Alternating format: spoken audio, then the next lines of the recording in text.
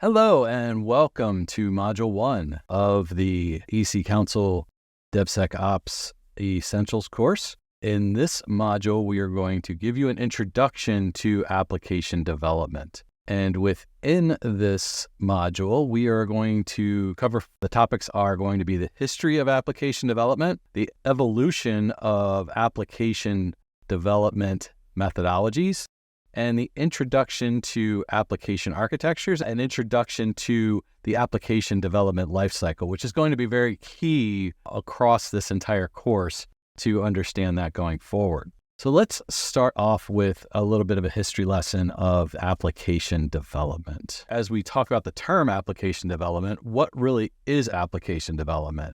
And application development is another term also for software engineering. We're creating, testing, and maintaining various software systems that meet the needs and expectations of users and clients. So, that's just really a definition of what we're doing here. And note that we're talking about creating, testing, and maintaining software as well as the system. So there's a key aspect to that because not only is it the software and the code, but it's also the system that it is housed on or that it is running on that we continually need to also maintain and secure as we go forward in this conversation. Application development obviously has gone through a lot of evolution, as has our networking and computing and how we do business with computers. And as new technologies, methodologies, and different paradigms, when we think about private data centers and public clouds and all of those things, these have all emerged and influenced the way that software and software systems are designed, developed, and delivered. So we'll get into all of this as part of this course. There have been major milestones and trends in the evolution of application development, obviously. The early days of programming to cloud computing and artificial intelligence has really changed the dynamic in how we go about application development and software engineering. It's much different than it was, 10, 15 years ago, even because of the underlying technologies that we have and the systems that we have available to us. It really has adjusted our thinking. And that's really why we are creating this course and building upon a lot of that throughout the 12 modules of this course is to really get down to the security and the nitty-gritty that is DevSecOps and DevOps. Okay, so let's talk about programming a little bit so that we understand where it all started.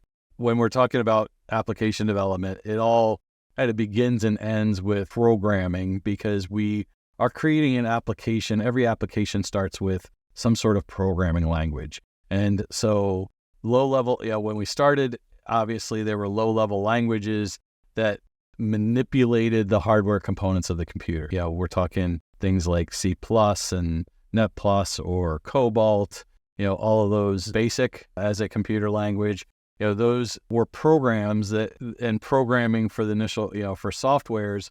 Also, we had programs that manipulated language. If we think about like MS-DOS and all those early personal computers or mainframe computers, we're using programming to manipulate what takes place within those systems. So there was a lot of errors, a lot of error prone, a lot of trial and error. It was very complex and very proprietary to the specific systems.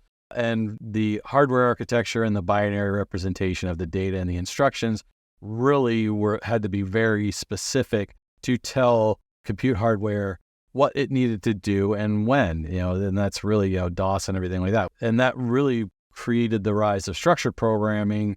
And we started to get into, more intuitive operating systems like Mac OS and Windows and those types of things, created a much more well-defined structure for the compute hardware and how all of that worked. And we started using top-down design to create problems of the smaller component-based, error-prone programming that we were doing in the past with the specific details.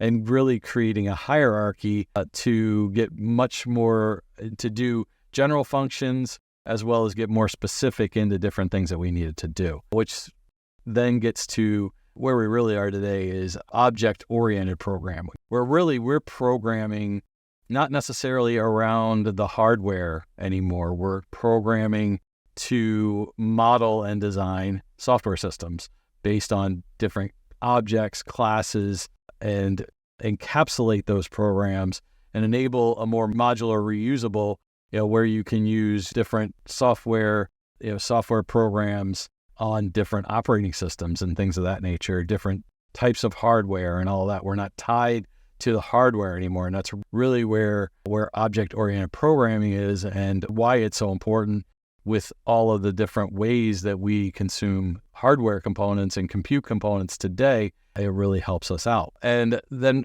kind of move next into web and mobile development. It takes that, since we've now encapsulated our programming into object-oriented design, now the internet and the World Wide Web created these new possibilities for creating and delivering software systems, being much more distributed and scalable and accessible, with our web applications now accessed by users anywhere, anytime, over the internet, dynamic and interactive content, e-commerce, social media, online gaming, and of course, cloud computing, all have accelerated application development. And on top of that, obviously, being able to access these anytime, anywhere, not only having applications that are accessible on our computer-based, our OS-based computers and laptops and all of that, but mobile applications that are convenient and are easily accessible and usable from the app stores on our Androids and Apple devices,